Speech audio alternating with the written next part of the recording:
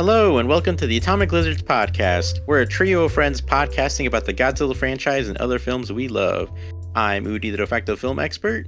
And I'm Miranda, the film fanatic. And I'm Dan, the kaiju extraordinaire. In this month's episode of Our Favorites, we're covering the iconic A24 horror film from 2018, Hereditary. Following the death of Annie Graham's mother, Hereditary begins as Annie and the rest of her family begin to discover horrifying truths about their heritage and lineage. Not only do their daily lives begin to be impacted by these family secrets, but they also become entangled in a chilling fate from which they cannot escape. In the director's chair is Ari Aster, who also wrote the film. Per Wikipedia, the film was made on an estimated budget of about $10 million and reportedly earned about $82.8 million at the worldwide box office. I think it's safe to say that it made its money back. Starring in the movie were Toni Collette, Alex Wolff, Millie Shapiro, Gabriel Byrne, Ann Dowd, and Mallory Bechtel.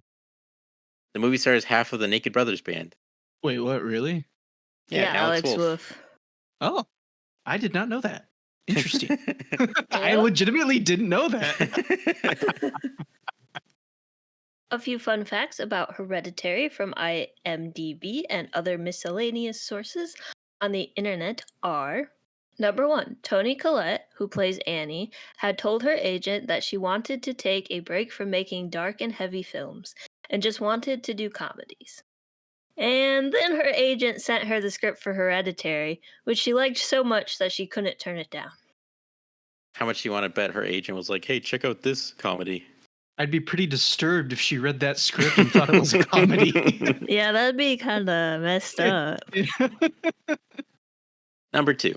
Ari Aster requested that Alex Wolff and Millie Shapiro go out to eat in character a few times, and they would sit for up to 3 hours in silence while Millie wouldn't speak and Alex would try to get her to talk. Talk about a nice sibling dinner. Number 3. Toni Collette called Ari Aster the most prepared director that she's ever worked with. She praised him for, in essence, having the entire film already shot and edited in his head for 2 years before they started filming. Wow, that's crazy.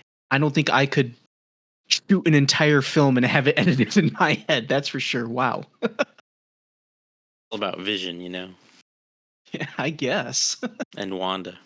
Okay. Once again, it all goes back to Marvel. Number 4, around the 1 hour and 23-minute mark, Ari Aster has a small director's cameo as the voice on the phone call Annie takes about her exhibit date at the Archer Gallery. Before jumping into our discussion today, we have to disclose that Miranda was given special permission to not watch the movie to avoid from her being traumatized for life. As per usual, though, we want to issue a spoiler warning. If you haven't yet watched the film and you don't want to hear major spoilers, please stop the podcast now and come back once you watch the film. Otherwise, let's jump right in. So, what are your guys' thoughts on Hereditary? Oh, so Miranda gets special permission to not get traumatized, but me, no, let's just traumatize Dan. You just need a little bit more trauma in your life. Yeah. I really do appreciate the special permission because I did listen to a review of this movie and was anxious the whole time, and they were just describing things. So I can't even imagine how it would be when actually watching it, because if I did watch it, I feel like I would be like in a daze for like a month. So I do appreciate the fact that you let me not watch this. So thank you, Udi. And no worries, I'm not. I like sharing movies, but I'm not in the business of trying to traumatize people, like, for real, for real. Like, I was joking about Dan, but he's fine. I know he'd be fine. Yeah. So, as I've said before, and I'll say it again, I do not like horror movies, especially ones that deal with possession and paranormal situations. So you might be asking, fellow listener, why the hell would I ever watch a movie like Hereditary? Well, I did it as a favor. See, before we started the podcast, the only Godzilla movies our local de facto film expert had ever seen were the MonsterVerse films. And if it weren't for this podcast, Udi probably would never have watched all 15 Showa-era Godzilla movies. He did that as a favor to us. So when Udi approached us with the possibility of doing Hereditary for an episode of Our Favorites, I figured I would do a favor for him. After all, it was the least I could do for making him watch all these Godzilla movies with us. And I know Hereditary is one of his favorite movies for some sick and twisted reason. I kid, Udi. So I decided to throw him a bone, but with some conditions. So recently, I found out like last year that if I get pretty drunk, I find horror movies a little less terrifying. Don't get me wrong, I still find them terrifying, but not as terrifying as I would if I was sober. So, I only agreed to watch this movie if I could get drunk. And Udi approved. So that's what happened. I went over to Udi's place, I got drunk, and we watched Hereditary, a movie I normally would have probably never watched. I've never reviewed a movie before that I watched while drunk, so here we go. I thought Hereditary was good. It had amazing acting, really good cinematography, some creative and really cool shots, and it was legitimately terrifying. Now, that being said, the story wasn't bad. It didn't really draw me in too much. Honestly, the movie's story isn't what I was interested in the most. I was mainly just interested in just the way the movie was crafted, because like I said, there were some really cool shots. Like the opening shot of this movie was very cool. So for me personally, that was where like most of the meat for this movie came from. Now, don't get me wrong, I didn't think the story was bad or anything. It was interesting enough to keep me invested, but I really did like just the way this movie was shot, personally. But yeah, that being said, I'm one and done with this movie. I'm probably never going to watch it again, maybe unless I get drunk. But I can appreciate the great examples of like legitimately good filmmaking in this movie. And I can't praise it enough. Ari Aster is an incredible director. Well, I'm glad that you didn't just outright hate it. I mean, I didn't really expect for you to be like, wow, I can't wait to watch that again after watching it, but I'm glad it wasn't just like well, I hated that, and I didn't like it, I didn't enjoy it, and I'm never going to watch it again. So at least there was like some aspects that you were able to enjoy even through all the spookiness. But yeah. Technically, Miranda didn't watch the movie, but she did do a lot of research about it and learned about it and learned about like the story and looked at some shots from the film and listened to the music score, et cetera, et cetera. So just from all of the research that you've done, what do you think of Hereditary, Miranda? And if you had watched it, what part or aspect do you think would have made it the hardest to watch or get through? Yeah, so as mentioned, I got special permission. Again, thank you so much for not making me watch this movie, even though I was 100% willing to watch it for you because it is one of your favorite movies. And I just like that this, our favorite series, we get to share our favorite things. But I don't think I could have handled this movie. I am not one for horror movies. As I'm sure I've mentioned in other episodes, I was traumatized by Paranormal Activity and Beetlejuice and this movie called Vile as a tween slash child. So, and for a really, really, really long time, I couldn't even watch trailers in the theater. Like, it was a rough time. I recently have been getting slightly better at absorbing the horror genre. I really like Jordan Peele's films. Those are great. Nope is great. Creeped me out, but it's still a really fantastic movie. And it is quite interesting to learn about this like elevated horror genre where it's like it's not just slashers, it's not like home invasions, which I also don't like. It's not creepy monsters. It's like real life not plausible, but like it's taking like guilt or existential dread, taking those things and putting them in a movie where you just sit in that for, in this case, like 2 hours. So I couldn't have handled this movie. There's a scene in Parasite of the guy who lives in the basement in the stairwell, And I still think about that way too much. And it's not even the most creepiest thing in the world. It's just disturbing and I don't like it.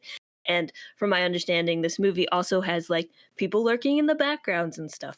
But I did do some research. I listened to the Dead Meat podcast review. I watched the kill count from Dead Meat. Uji sent over some video essays, so I did watch those. I did watch a montage of like cinematography from the movie. I also watched Amanda the Jedi's video on Hereditary. So I know the story. I know the general beats of the story and like what happens. But from my research, it sounds like it's a really interesting and in-depth story about grief and how that affects the family. When talking about this movie with people, people usually just say, "Oh, it's really good," and I never really knew what the story was until I started doing the research. But I think, from my knowledge, I think the story that they're telling is a really interesting one, and it really like grapples with that idea of grief and how that affects yourself and the like ones around you. I wasn't really expecting demon stuff in this one. I was expecting cult stuff because I'm aware of Midsommar, also a movie I've never watched. The kill count messed me up for like a week. So, like, I was aware there could be cult stuff in this, but out of the scenes and stuff I watched, the cast seems to be doing a fantastic job. And I definitely see why people are drawn to this movie and why it's so highly regarded. The score is fantastic. There's like long, droning, like deep note effects. The oboes and the bassoons and the strings, they like all work together. And it's just screaming the whole time. And then like the mother and daughter song and Reborn, they call back to each other, and like it ends with like Reborn is like that song is very bright and up and like, more happy, but yet in like the most sinister way. And like I can't even imagine how the music plays into what you're seeing on screen, and how that and the characters' dialogues and their acting choices and how that all comes together. Like the more I learn about this, the more I am intrigued. But I just know that it would mess me up too much to actually watch it. And I think the hardest part of the film is probably the sister's death. I'm sure everything else is really rough, but when I found out that happened, uh, when I first looked into videos on Hereditary and found out about that, I felt terrible. I just like everything just dropped. Like I felt sick to my stomach. I was like, I can't believe that they did that in this movie. Like it just like that, just knowing about it and not even seeing it or actually watching it in the movie just is like something that is so scary, I guess, and like messed up in a way that it's just like, oh wow, this isn't a silly movie about demons like Paranormal Activity or insert other silly demon movies here. I don't know if Paranormal Activity is silly, but that's the only one that's coming to my brain. But it's like, no, this is real people, and these are real things that they're going through. I'm sure the rest of it would definitely be really hard to watch too. And I did want to mention that even though I didn't watch this, and like hearing people talk about it and seeing some of the clips of like family members seeing people in the shadows and stuff, it kind of called back to the Netflix show Bly Manor. They do a lot of like hidden background people. There's also a dollhouse in that, and like some creepy imagery, but it addresses a story, like a complicated human story. So it just kind of had that like callbacks just because of these like key like little things like the dollhouse and stuff of that nature. It's great to hear. I'm glad that you both, despite the apprehension of watching this film and just everything, like all your preconceived notions about the film, that even despite all of that, both of you were able to go in your own ways and experience it in a way that still was, to some degree, in some ways enjoyable and not just completely awful, like I said.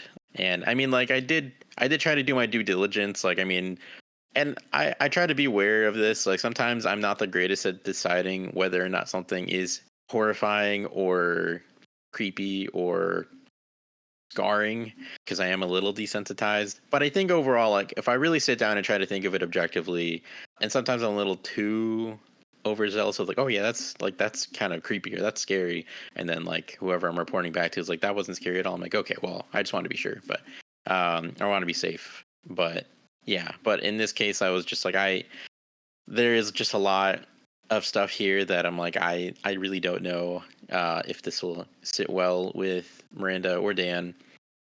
But especially with Miranda, especially, I mean, the thing that for sure was like the biggest red flag in my brain was when she told us that, like, that one shot from Parasite, the guy like peeking up from the stairs, still like haunted her. I mean, like, I've heard that and read that online, so like, she's not alone. Like, there are plenty of people that still feel that that shot was just like particularly horrifying. Which I mean, like, yeah, I mean, it is, but I mean, to the point where it's still like haunting you, it's like, okay, I don't know if that's still haunting you. I don't know if there's much in this movie that would be worth watching because I'm not trying to again traumatize people or specifically my friends. So that, you know.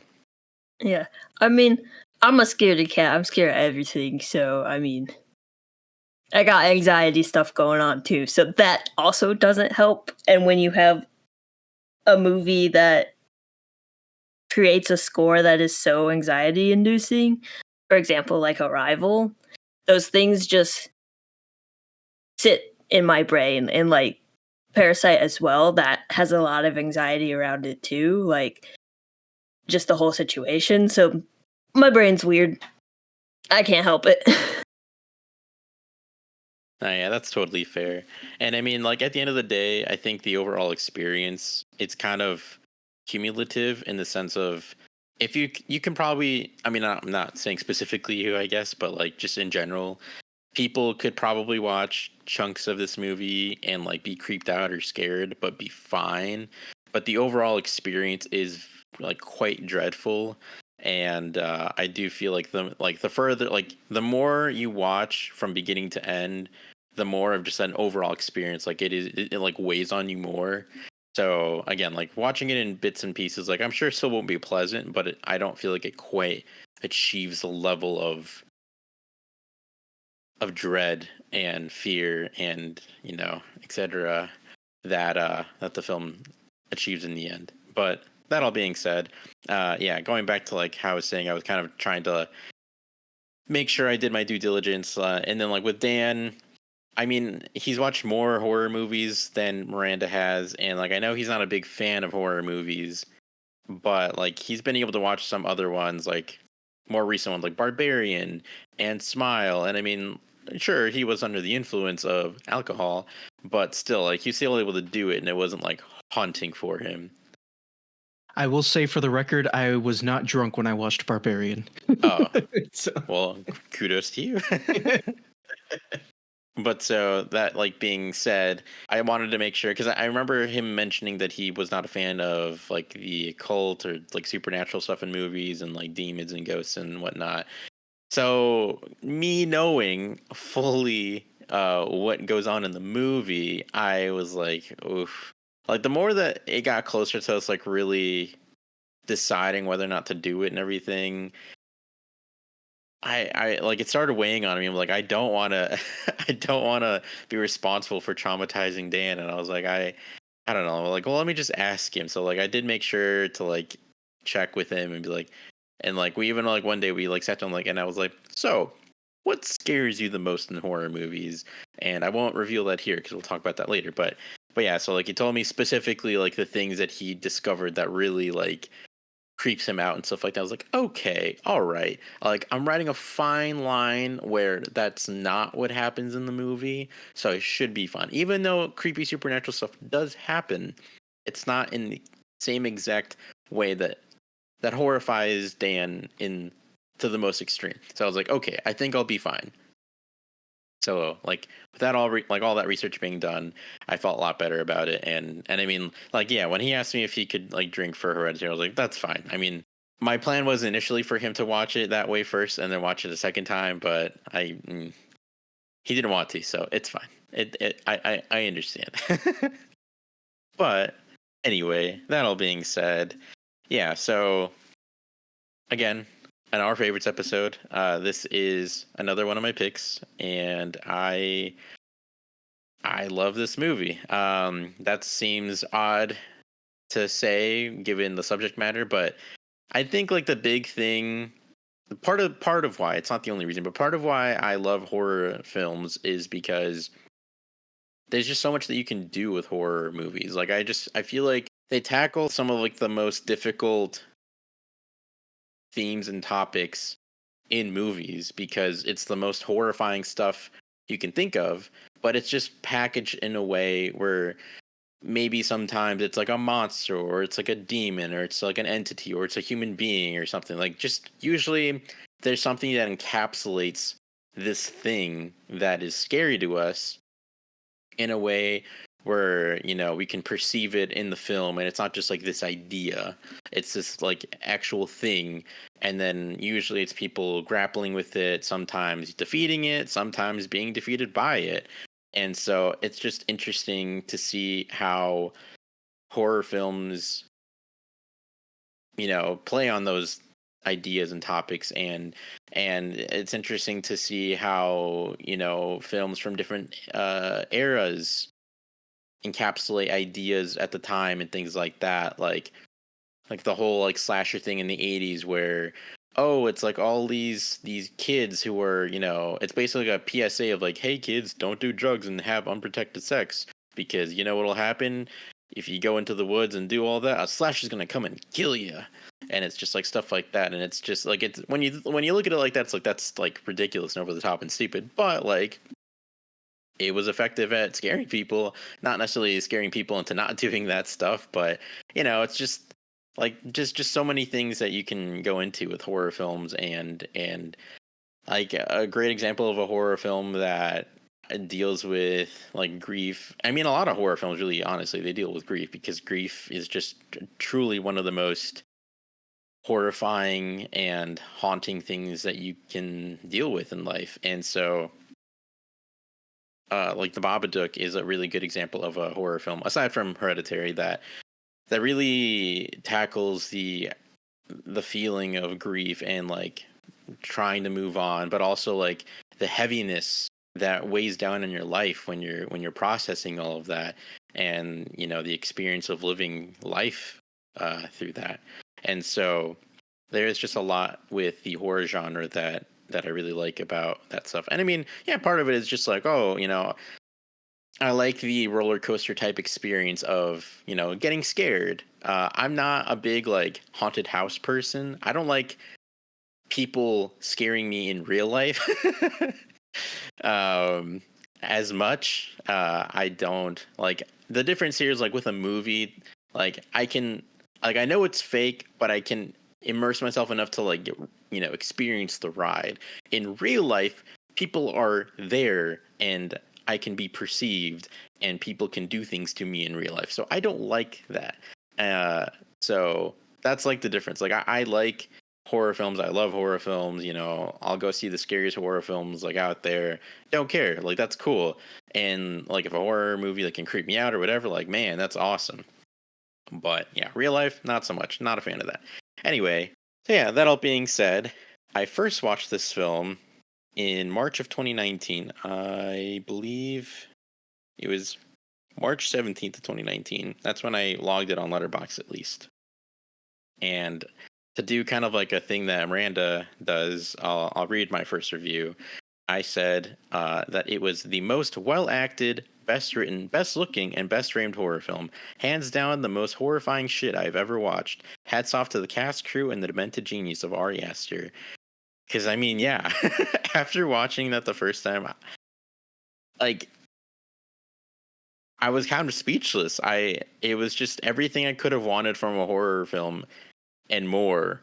And yet, like, I didn't, and to some extent, to this day, I still don't have all the words to talk about this movie. And I mean, there's just so many other people that at this point, because it's been, oh god, it's been 6 years since this movie came out. So like, it's just there's just so much that has been said already, and in way better ways than I could probably say. But I mean, yeah, like this film, like I remember it coming out, and there was a lot of hype around it, and I was excited for it. But there's always like that fear that when you hear all this hype for a movie, you're gonna watch and it's not gonna live up to it. Long legs. Not that that's not a bad movie, but it's just not as good as I thought it'd be. But anyway, so like I didn't really keep up too much with Hereditary. Like I saw the reviews that it was like getting really, really good reviews and really, really good word of mouth, but I just didn't have time to go see it or something. I don't know. I was busy. I was in college. I don't know.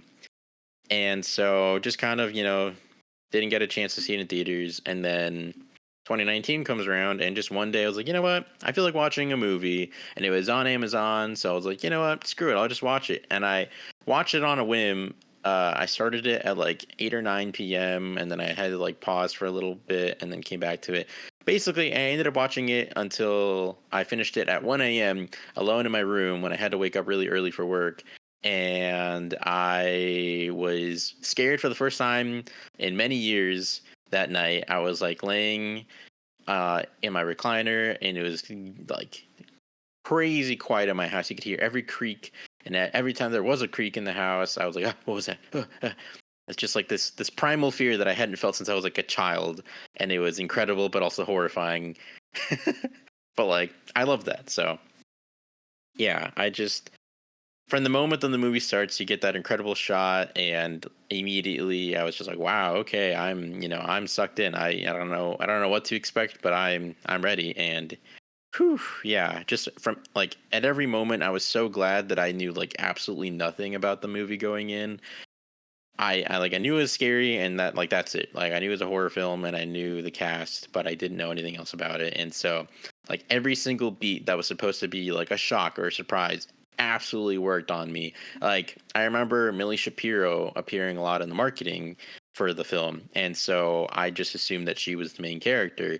And so when halfway through the movie she gets randomly decapitated, I had to, and this is unfortunate because of what you just witnessed, I had to rewind because I swear I like disassociated. I was like, wait, what? What did I just watch? And then I had to rewind, and I just sat there in awe. I think I paused at that moment because I was just like, what? I don't think I've ever watched anything quite like that before. So I had to like just sit there for a bit, just like mouth agape in awe of like what just happened, and then like you let the scene play out, and that's basically what's already happening in the movie with Peter, Alex Wolff's character. So yeah, I mean, just like crazy, and then the reaction from Annie, played by Toni Collette, afterwards of that scene. Oh God, it's haunting, and then just like the whole funeral sequence after that. And like that, just to bring that moment up, when Dan and I were watching it for this episode, I don't know if it was just like I was really into the movie, I hadn't watched it in a bit, I don't know, but truly Annie's wails of sadness and grief as she's like crying because Charlie died so horrifically, and she's just she just died in general, are so haunting. And I mean, people have brought this up before. I don't know how Ari gets his performers to reach that level of just like guttural, and I don't even know how to describe it, but just true pain and suffering, because both Toni Collette and Florence Pugh perform sequences similar to that in their respective films, Midsommar and Hereditary. But yeah, like just the wails of like crying in the moment, everything, and then I just want to die. I just want to die. Good Lord. Yeah, I've never been closer to shedding a tear while watching Hereditary than while watching it for this episode. Because wow, I don't know, I was just really feeling it. But whew, that was rough. I just want to say that I've always felt, and obviously this is going to sound like a silly statement, but I've always felt that some of the best acting in movies is acting that doesn't even feel like acting. And Like the only other example I can think of a movie that did this was Prisoners, like with Terrence Howard, when he first discovers what Hugh Jackman did to Paul Dano, and you just hear that quivering in his voice. And I got the same kind of like feeling here, just like you were saying, man, just the way that Toni Collette is like wailing and whatnot. It's just so believable. And even though like that scene was a little disturbing to witness, it's like, damn, the acting is so good here. Like Yeah. I like even you remember like when we were watching it, I was like, oh my god, the acting is incredible. Like you remember me even saying that. So like Yeah. what a performance. Truly. And as always, I hate the Oscars. Screw the Academy. They always freaking screw up like horror film people. I'm gonna agree with you there, man. I obviously like I wasn't even paying attention to the Oscars and whatnot back then, but man, that's a huge snub. Yeah. Toni Collette in 2018, Lupita Nyong'o for Us in 2019. Like, I mean, irrespective of how you might feel about that film as a whole, because like even I'm not like the biggest fan of Us. I like ideas from it and it shot really well, performed very very well, but like the story is it's fine. But like her performance is like amazing. Honestly, in my opinion, one of the greatest performances in all of horror, and yet nothing from the Academy. Hate them. They're stupid. Anyway, sorry. Back on topic. And so just like this film does so much in its runtime. Like not only is it genuinely probably one of the scariest horror films ever, but it handles such realistic things like with such severity and gravity and like I mean even in the moment like aside just putting aside what happens like what the action is that actually happens to Charlie, just how quickly she just is dead and like trying to think of what that would feel like from the perspective of a sibling. Like you're with your sibling and then something happens and it's your fault, and I can't imagine. And like Dan and I were talking about this while watching, like I can't imagine the weight that you would feel being in Peter's shoes. Like truly, genuinely, like it hurts honestly when you really try to think about how that would feel, the suddenness and the impact and everything. Like, oh god, it's awful. And I mean, like this movie does such a great job of making you feel awful. But yeah, I'm kind of rambling, so I'm going to try to wrap it up. But basically, yeah, I mean, just it's just so effective at creating horror, and not just the supernatural elements, which it is also very good at doing, but just overall horror of life, of death, of grief, of family tragedy. Whew, just so much there. Yeah, I yapped a lot, so I really do love this movie. And again, like I know that can seem kind of weird to some people because like how can you love a movie like this? But like for me, it's just it's a perfect horror film. Like it really doesn't get any better than this in my opinion. Like this kind of, unfortunately, and I know a lot of people feel the same way, kind of ruined horror films for me, because now every time that I watch a movie, I want it to reach this height. And I mean, unfortunately, it's not that I'm always comparing all future horror films to this, but when you get into the top talking points of like, oh well, how does it compare to like the best horror films? It's like this is right up there at the top of like the movie to compare something to if you're trying to do that. But obviously, movies can be their own things. You don't need to be directly compared to each other or be the same thing. So like that's not what I'm trying to say. I just want to say that I can totally understand how you could love a movie like this, because there's a lot to be appreciated in this movie. Like I said, the acting, the filmmaking, it's all really good stuff. So I can understand that, So usually when I say, oh, like, how could you love a movie like this? I'm just messing with you, man. I can totally understand it. But it being your comfort movie, that's different. I will say it's hard to explain that one. It's not necessarily that it was comforting. I just think okay, so just for background, because I feel like we've talked about this on the podcast before, but I don't remember where or like what we said. So I'll just reiterate.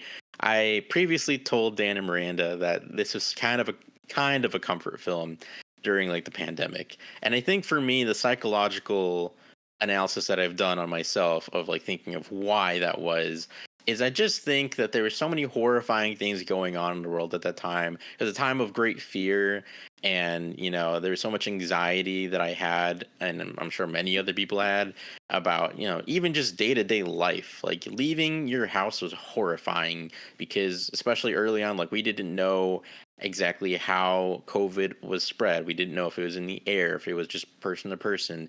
Like there was just so much uncertainty with just that. Like just even leaving your house, let alone, I was still in school at the time, so like that was hard and terrifying. And just there's just so much going on in the world during 2020 that in a way I just feel like watching all of this horrific stuff that goes on in this film, I don't know, like maybe it's just because it was so much more horrific in a way, in like a condensed manner, that like it was oddly and strangely calming. But yeah, I outside of just like a weird phenomenon, that's pretty much all I can say. I just feel like it was a weird phenomenon. I wouldn't say that this movie is comforting to me, because it's not. It's really not comforting. And if it's comforting to you, more power to you. But like I wouldn't say it's comforting to me. I just think in that time period, that specific time period, there was just something going on there with my psychology that it just made me feel better, I guess. But yeah. I also want to add real quick that I think it also just has something to do with the fact that, like you said, when you watch this for the first time, you had never seen like a horror movie like this. In your own words, you said it was like the perfect horror movie. So it's just something that you really liked watching because of how much you admired it as well. Yeah.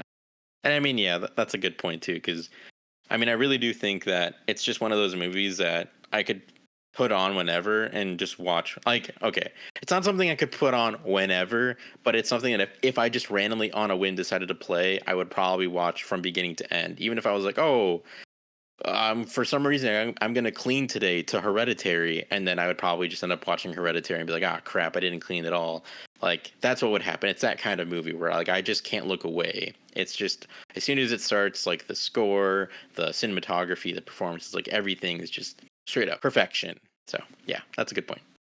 From hearing you talk, Udi, at least this is my understanding, is that it's just something, or maybe this is just how I would be with it, but it's just like 2020, so much stuff was going on, and that if you watch this movie, you could feel that and then release it and it be over, and like a reset or something, like, I don't know, something along that line where it's like, I'm going to force myself to feel all this while watching this movie, and then when it's over, and I experienced, and then I can move on.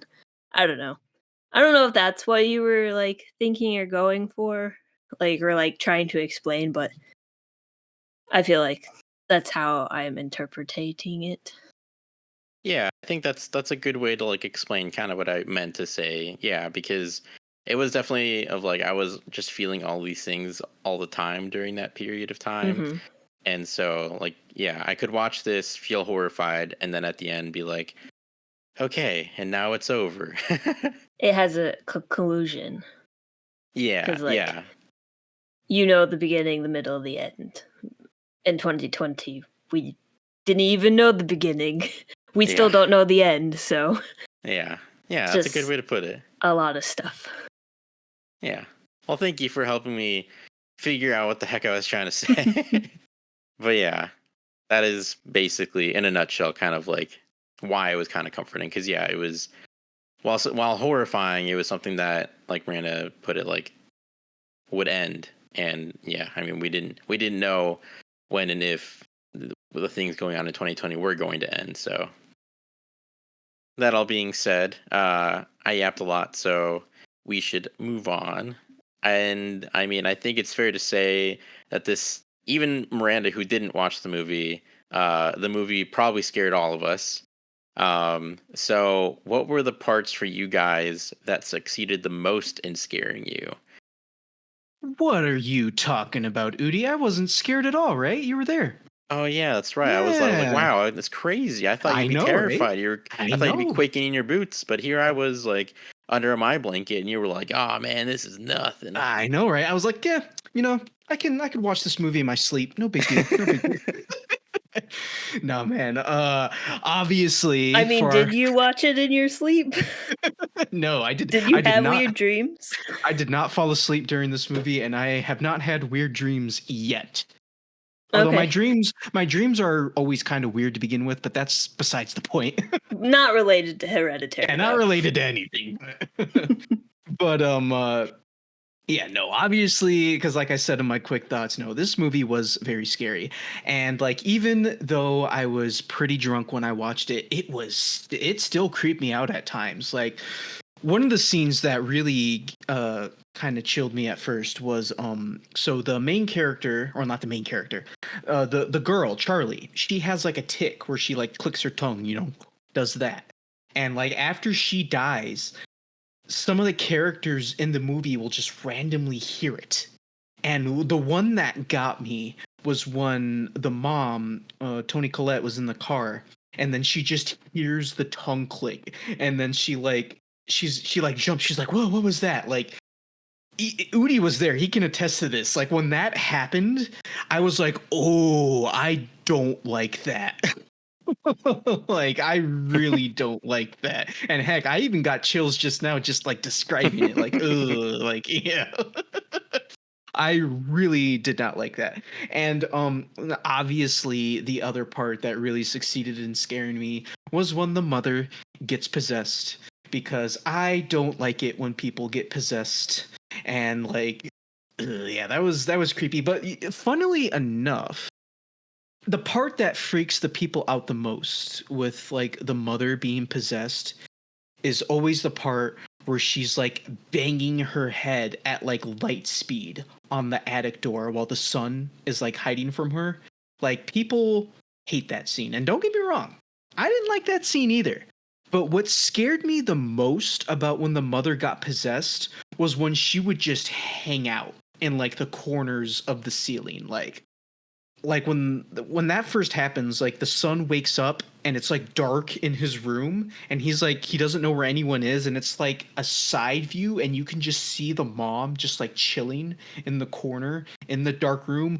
Ooh, I did not like that. I did not like that one bit. And it was funny because after we watched the now I didn't have any nightmares, but after we watched the movie, we went to bed, and then I woke up at like 6 a.m. to go use the bathroom, and it was still like a little because I slept in I stayed over at Udi's house, and I slept in his basement, and like I woke up and like it was still kind of dark in the basement because the sun hadn't fully rose yet, and I was like I immediately thought back to that scene, and I was like, ugh, I don't like this. So like, I was like, oh, I better go turn a light on like right now. Although if I turn the light on and I did see somebody hanging out in the corner of my ceiling, I think that would be worse. But yeah. So I really didn't like that. And like and then there's also the scene where he like goes into the living room, and then you can like just see her in the corner, like out of focus. Like that personally creeped me out more than like the head banging on the attic. But yeah, I didn't like that one bit. What about you, Udi? I'm curious. I don't know if you've already talked about it yet, or you might have already touched on it, but what scared you about this movie? Because I remember at one point you had told me this was one of the scariest movies you had ever seen. So what was it about it that really creeped you out? That I'm interested to hear. Yeah. So I'm not usually scared that much by, I would say more like, generally speaking, of course, like more like studio made, like ghost slash demon movies. Because usually they're pretty tried and true and cliched, and it's pretty rare for one of those to really be scary. That being said, though, even if it is a studio made film, a good, well made movie with ghosts and demons can still scare me and creep me out. So I mean, like that stuff still got me like the first time I watched it. I mean, at this point now, it's like besides the creepy imagery, it doesn't really do a lot to me. But the first time I watched it, Yeah. Well, also again, like I didn't really know what was going to happen, so like I didn't know about the cult or them trying to raise a king of hell or anything like that. So just all of that put together, not a great sequence of events. And so just watching all of that unfold, and I mean just like the supernatural stuff just in general, worked for me. It creeped me out, it scared me. But even more so than that, I do feel like it was at this time, maybe it was the 1-2 punch of Hereditary and Midsommar that got me to realize this, but I feel like I found out that I really don't like cults. And it's not that immediately upon knowing that a cult exists, like, oh man, it's scary. But just the idea, I mean, there's several things here, but like I think a big thing is just the idea that there are people out there who are so horrifically brainwashed to the point where they could sacrifice their whole family to try and, in their minds at least, raise an entity so that in the afterlife they can gain infinite riches. Yeah, I don't know. That doesn't sit well with me. um and just like I don't know, it really does feel sometimes like there are just way more crazies out there than there were before. Or maybe I just wasn't as aware of things, so I wasn't as aware of there being so many crazies. I don't know, but I don't know. You run into some people sometime, and it's like, whew, all right, I want to get away from you as soon as possible. And so, just knowing about that, and then knowing that just there's just lots of cults out there, out in the world, and people are just kind of unaware of them is not nice, not great. So yeah, so cults in general creep me out, especially cults like this that are trying to like kill you and stuff like that. Not a good time. I did find this quote on a video essay for Hereditary on YouTube though, and I feel like it kind of encapsulates. And I think they were quoting either the video itself or just something else. But the quote that I found is this. It encapsulates like kind of my feelings a little bit. The quote is: "The notion that we are doomed to follow and repeat the toxic patterns of our ancestors with no control over this daunting realization is as eerily close to real life possession as it gets." That's not exactly what I was just talking about, but yeah, I mean, I just feel like I like to believe in free will, and I like to believe that we can choose to be different from even from our family. We can choose to behave in different ways and different patterns and those that we grew up with, or from our parents, or things like that. Like, people always say that basically everyone always ends up being the same as their parents, and I mean, to some degree, and for the most part, I mean, yeah, usually people do end up being pretty similar to their parents. I mean, it just, it kind of makes sense. Like, you grew up with them, they're the one who raised you for the most part, not always, but it doesn't have to be a parent. Whoever like raised you is basically who you are probably going to be like for the most part. Your family. And so the idea that there could be no free will and that you're just bound to repeat the same mistakes, or be trapped by the same things as your family or this or that, like just an endless cycle of being trapped in the same trappings as the family that came before, is scary. And like not being able to escape generational trauma or generational issues or things like that, just again like the endless cycle of these issues just going and going and going forever is not only like scary, but it's just depressing, honestly. So I think that was like a big thing for me with this movie that kind of got me as well. And yeah, just not being able to escape your destiny, or what could seemingly be perceived as your destiny, is scary to me, because again, I feel like movies that do that, where something happens, there's like an inciting incident, and whether or not you realize it yet, you're basically doomed.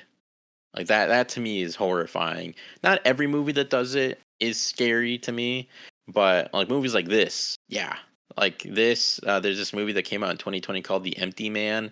That one is, I wouldn't say it's like super super scary, but it is very creepy, and it has very similar vibes in certain regards to this that I won't spoil, because we're not talking about the movie, so I won't spoil that. But yeah, would recommend. But yeah, so that stuff, and then yeah, I mean, again, going back to the cult thing, the idea of like a cult setting their sights on me and trying to kill me and sacrifice me to raise an entity. Mm-mm. No, no, no, no, thank you. I'm good. not for me, sir. And I mean, yeah, going back to like the just like imagery stuff. Yeah, I'm definitely one of those people that I remember even just from watching the trailer for Hereditary, because that was in the trailer, seeing Annie like smashing her head on the attic door while hanging upside down. No, thank you. Mm-mm. I think, and we were talking about this while watching. There's just something about the human body doing things that it shouldn't do that does not. It makes me feel uncomfortable and scared. So like, oh, I guess yeah, like in that one scene that Dan was talking about where Annie was hanging out in the corner of the room in the dark. I I'm gonna out myself here. The first time I watched this movie was on my iPad. I know that that's treasonous. I am aware, but I was a college student. I had just probably finished doing homework or something, and I just wanted to decompress somehow. So I was like, I'll watch a movie. I'll just watch it here at the dinner table. Screw me, whatever. But so I was watching it on my iPad, and then at a certain point, I think I ate something. So then I turned the light on, and there was like a perfect glare in the corner of my screen where I didn't see Annie.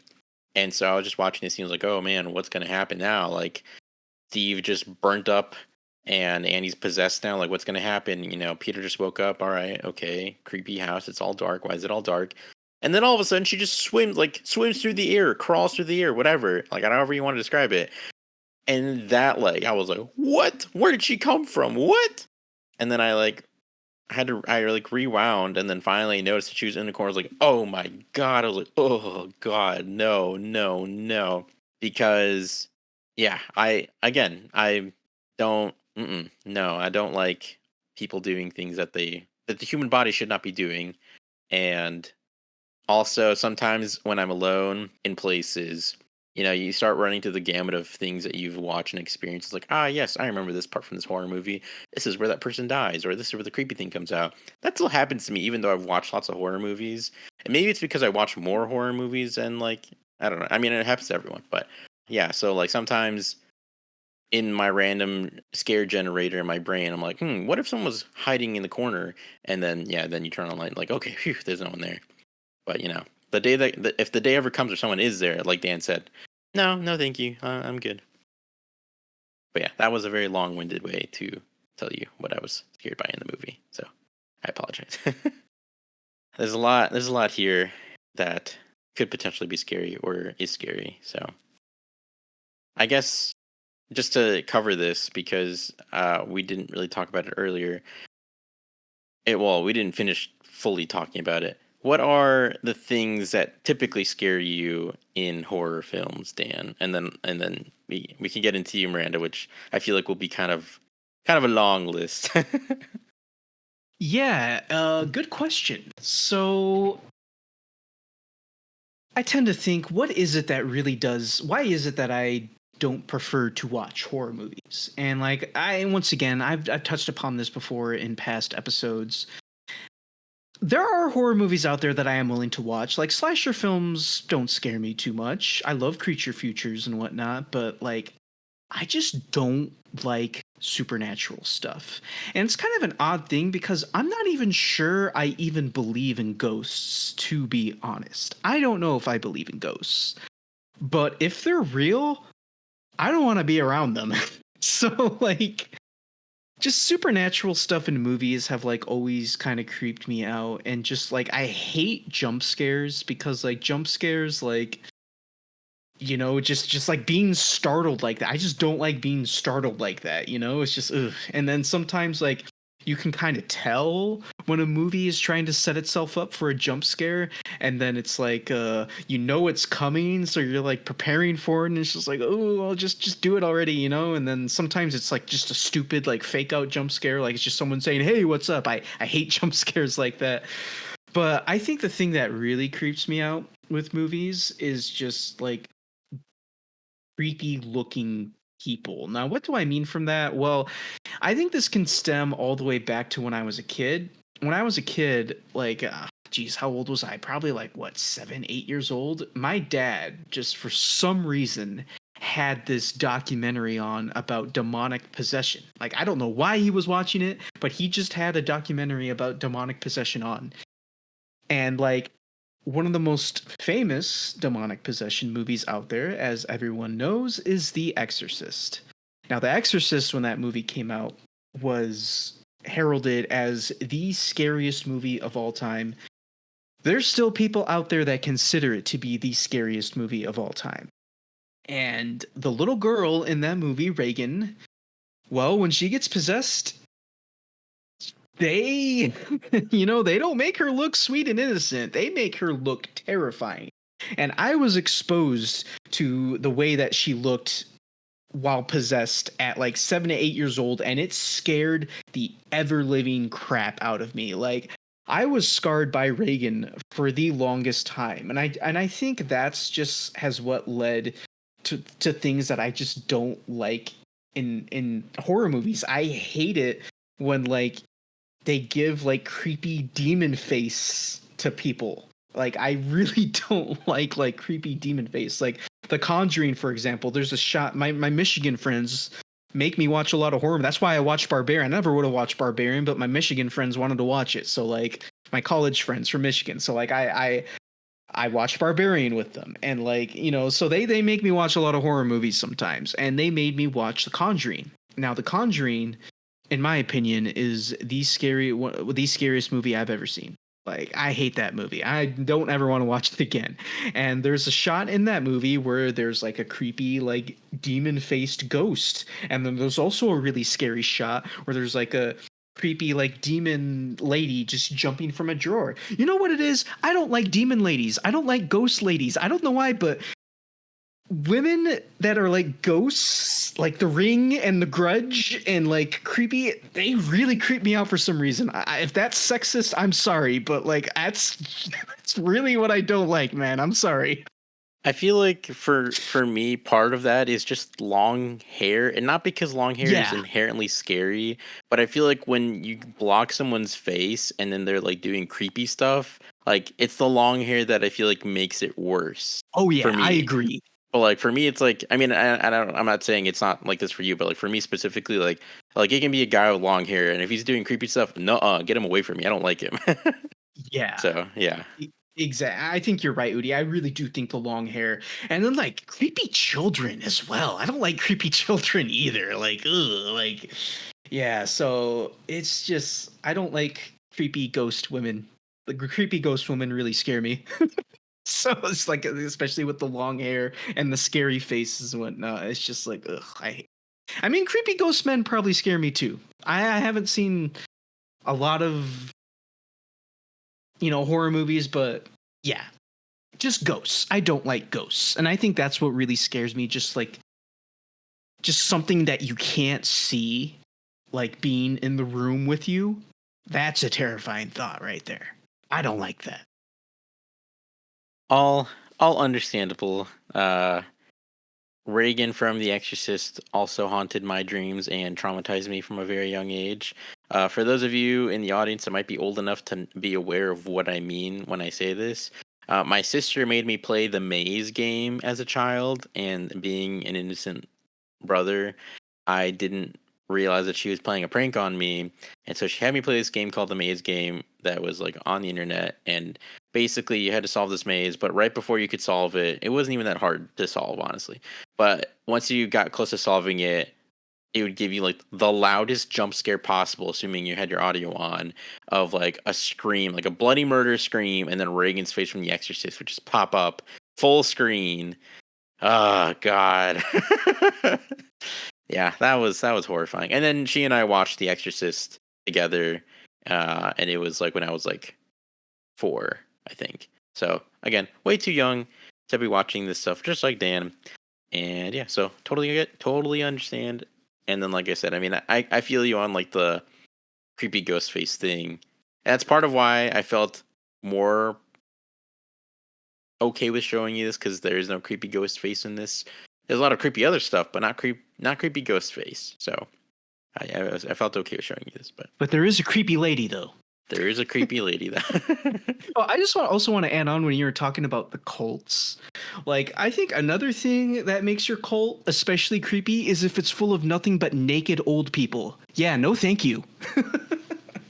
I feel like just like naked people in general, not because like I don't find the human body scary. Like I don't find naked people to be scary, but I think it's just like the mass grouping of people naked. It's like they literally do not fear you or think of you as a threat in any way, shape, or form. Like that's what that says to me. That they're so they hold so much power over you that they can be completely naked in front of you and you mean nothing to them because you're in no way, shape, or form gonna like be a threat to them. Like it's just something so inherently scary about that idea to me.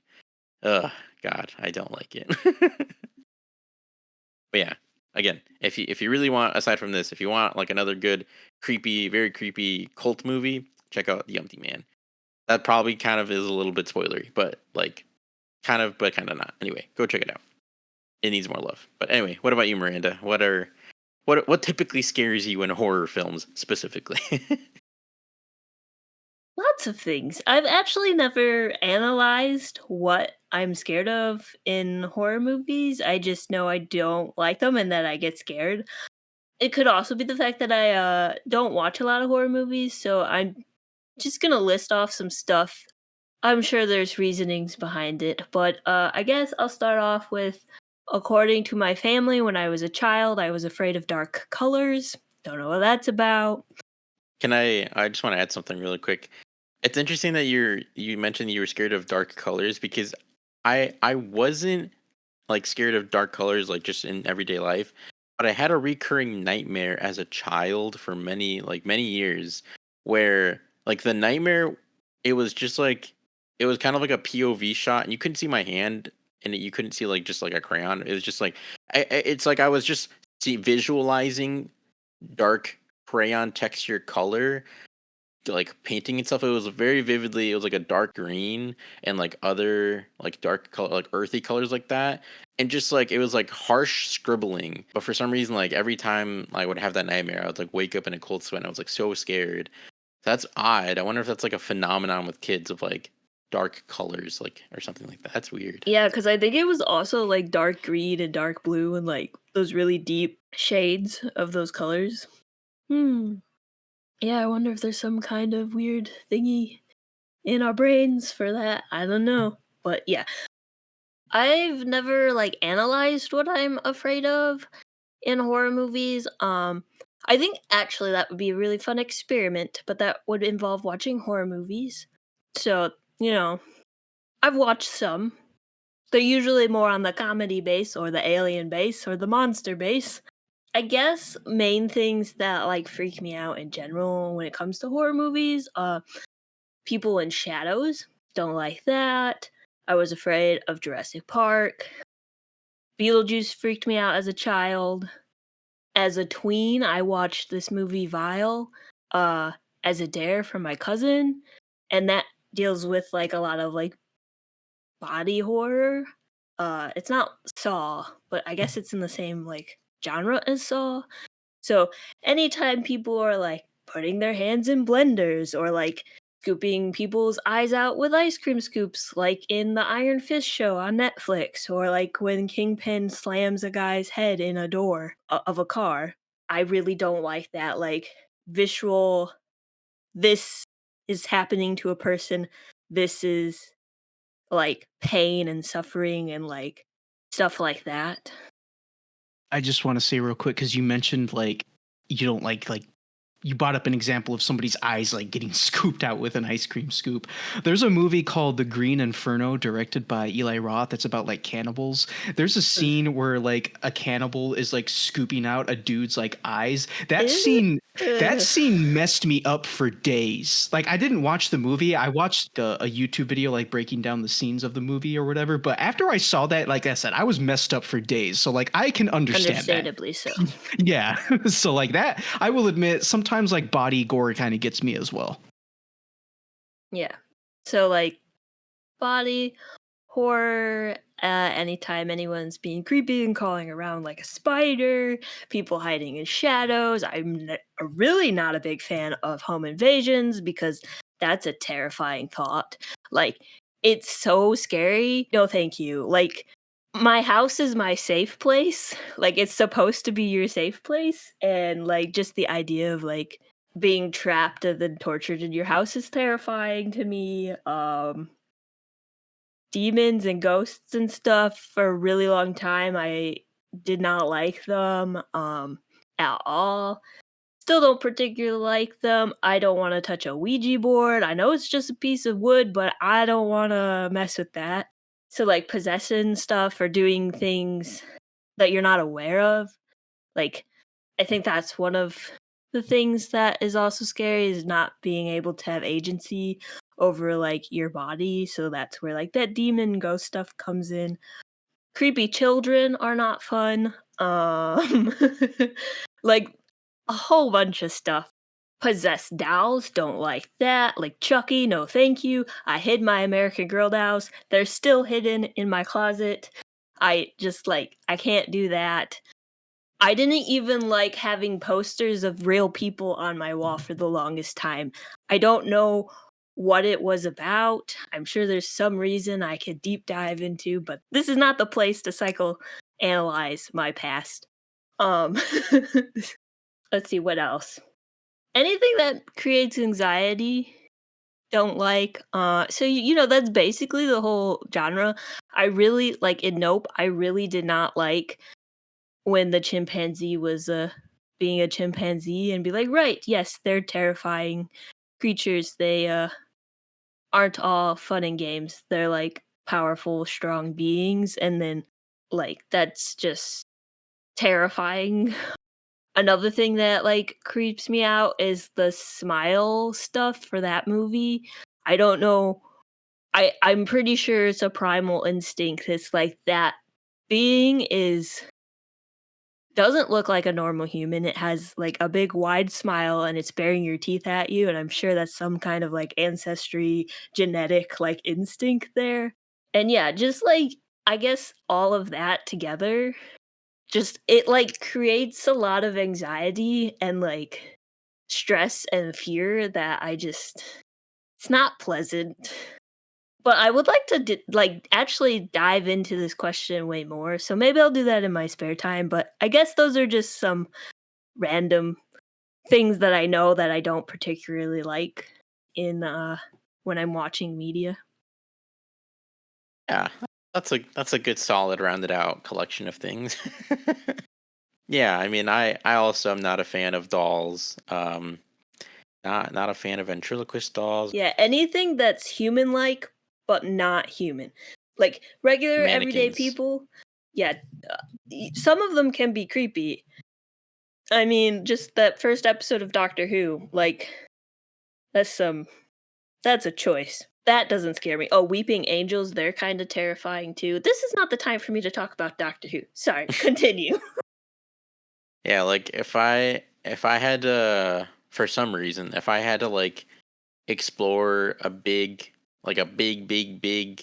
department store or like a warehouse and it was like full of mannequins or something, ugh, Yeah, no, no get thank me out of you. there. Oh, back rooms, don't like that. Oh, like the concept of the back rooms? Yeah, just any place Ah, full of people and then you're there and it's empty, like, no thank you. Churches at night, that's always freaky. yeah. Like, there's just a whole list of things. The dark. So, like, yeah. I'm sure there's reasons behind all of this, but, yeah, just I hate being scared, but, like, sometimes it's kind of fun and interesting to, like, get a little jump scare, but, like, to watch something like Hereditary or Midsommar or any of those other things and just have, like, that sense of dread and fear and terror for, like, 2 hours is just is rough. Yeah. And I mean, like I will say, because I was talking about this earlier, I will say that movies like Hereditary or Midsommar, like they're very much not like I mentioned earlier how like I like the roller coaster feel of like horror movies. I Mhm, wouldn't say that these are quite the roller coaster type of movies. Like these are very much like exercises on grief and mhm. and stuff like that. and more meditative pieces in a way. But yeah, I mean, there's movies for that kind of thing. Like, I mean, not that they're only fun or like only roller coasters, but like a good example of like a movie that can kind of be like a roller coaster type of horror movie, but is still uh for lack of better words, like deep and has more meaning to it and stuff like that is Smile. Smile is creepy. I when I saw trailers for it initially, for the first one, I thought it looked not good. Not gonna lie, but I just watched it recently, and I'm so grateful that I did because it like I had heard it was good, and I wasn't sure if it would end up being good, but it was very good, very creepy, and uh, and not only is there more meat on the bone, like thematically speaking, than you would expect, but like it has some crazy jump scares. Whoo! Like I'm not really a big jump scare person, but when you can create a really well crafted moment with a jump scare, I love that. That's so good. So such creative uses of jump scares. But anyway, but yeah, and then you mentioned Chucky earlier. Chucky was another thing that like horrified me as a kid, and the idea of voodoo is scary to me. So like in Chucky, like that whole aspect of like there's I think it was in the first one where he's like he has a voodoo doll of a guy and he's just like stabbing or whatever. Like the idea of that being able to happen is scary to me. Like kind of like Miranda was saying, like not being able to be in control of your body or having other people in control of your body or what's going on in your life or what's happening to you. No, don't like that. I don't like losing agency. So yeah, totally understand. Speaking of that, I actually just watched this movie Unsane, directed by Steven Soderbergh yesterday, and in that, the main character is like admitted to this mental hospital against her will, and like, oh god, like the idea of that happening is horrifying. Like being seen as crazy when you know you're not crazy, but everyone else doesn't think that or doesn't believe that, and to then when you get to a point where you don't know if you're not crazy and you're starting to doubt yourself. Oh no, not a fan of that. Don't like that. Again, a lot of stuff with the agency stuff there. uh Again, like I like to believe in free will, but also the idea that you might lose perception of your own reality and not and like you think that life is one thing but it's actually another, but you can't register that because your perception of reality is warped. I don't know why, but that really freaks me out. So yeah. Yeah. One thing is like losing agency is something like to lose that is like you don't have any control around it. And I think that's probably some of the reasons that like for the things that I am scared of, I think that is one of the reason is like losing control of your situation or your agency or your free will or having just that taken away and you just be passive in the situation is really terrifying because for me, I like to know as much as possible about a situation before I go into it. Okay, what restaurant are we going to? Where is it located? Have I been there before? Do I need to look at the menu? Like stuff like that. But then obviously like horror movies take that and then you might have a character who's like you don't ever know fully what's going on until the end of the movie. Like for what I've learned about Hereditary, it's like, "Oh, okay, it's a family drama. Oh no, okay, someone died." And then all of a sudden it's like, "No, we're taking you on this journey and you just don't know what it is," or like I guess from my understanding how Peter acts, where he's kind of just there and like once his sister dies, he kind of just shuts down and just floats around throughout like the film and stuff where he just doesn't have any agency on what he's doing. Now, again, I might be misinterpreting, but that's just like one of the key things in horror movies that they know how to do really well. And then when you watch it and you're like, that is terrifying. It's amazing how people can translate real fears into fictional stories that are relatable in some way, on whatever level that may be.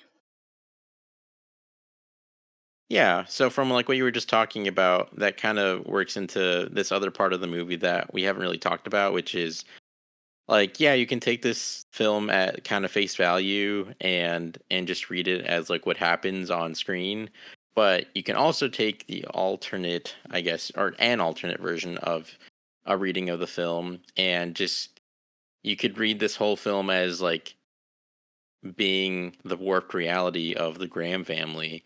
I mean, really, the only sane person in the family is Steve, the dad, because he's the only one that's not technically blood relative to everyone else in the family. Like, the kids are a byproduct of Steve and Annie, but like they're probably prone to getting all the medical issues that Annie's family has had, particularly a lot of the mental issues.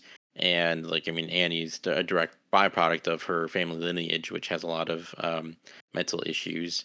And so, like, there's this whole other side of the film where you you hear Annie go and talk to the support group about her family, and you hear about all these deaths, these horrific deaths that happened in her family, like her dad starving himself, her brother hanging himself in his mom's closet because he thought that his mom was going to put people inside of him, which again, like in the context of the film, it's like, oh, so like he caught wind of what she was going to do with the cult, and so that's why he did it. But if you read it in another way, like what if the Graham family really was just sick? And the funny thing is, like, the first time watching it, there's definitely like a time in the film where you might get to where you're not sure whether or not Annie is imagining all these things or not.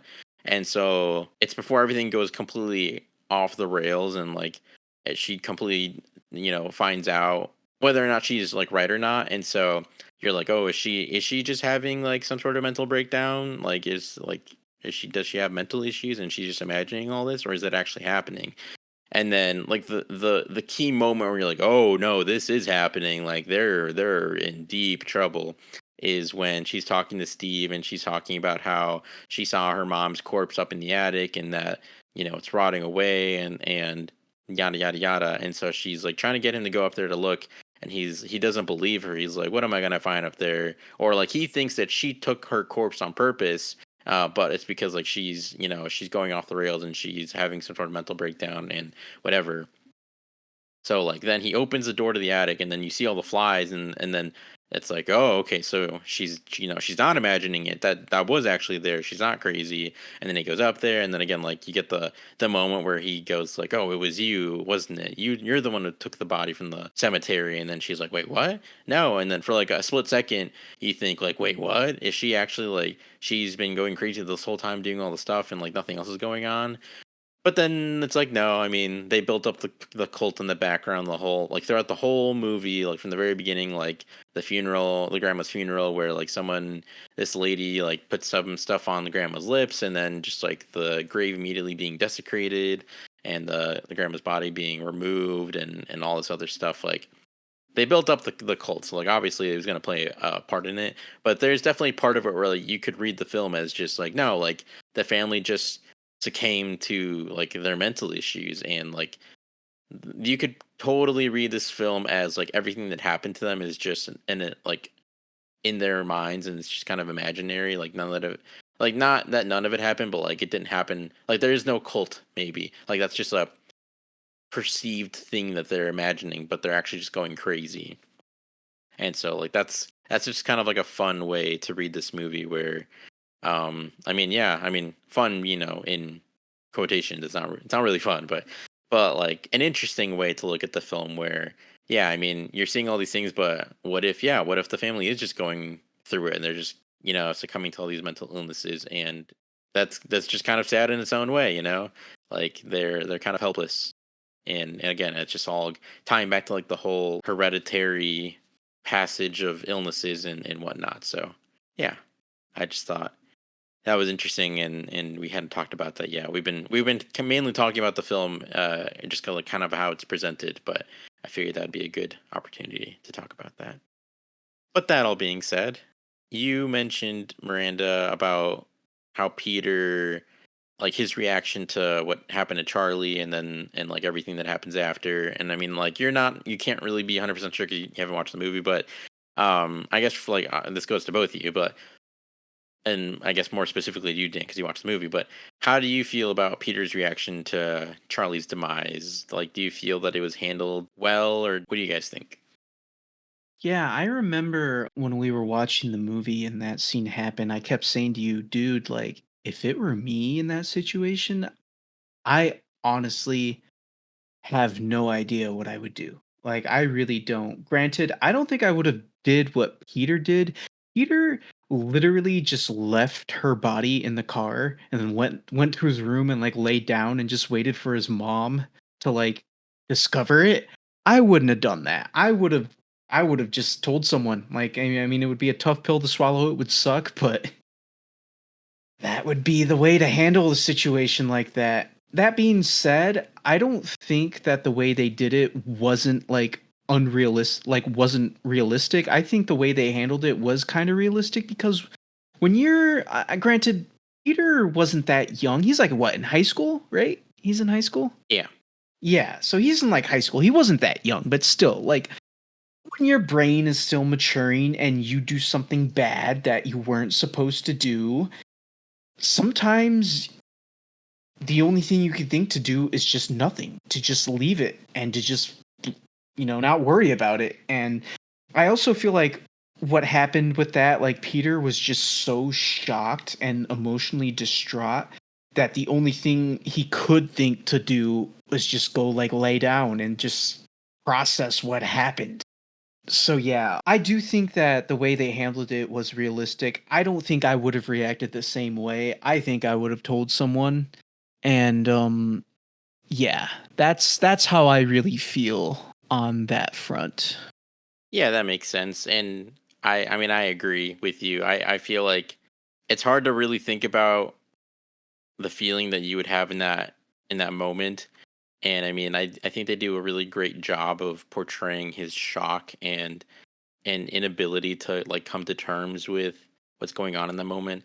And I mean, some people online even bring up that moment as like a potential key point in the film because again, depending on how you want to interpret the film, Annie brings up that one of her family members, I don't remember if it was her, I think it was her brother, the one who hanged himself in her mom's closet. But she brought up that one of her family members had DID, which is dissociative identity disorder. And so some people read that scene with Peter as him disassociating and then like, oh, maybe he does have DID. And like that was the first moment where like it kind of came out because I mean, yeah, going through something traumatic like that, I mean, and just being in such shock, I feel like he probably did just dissociate.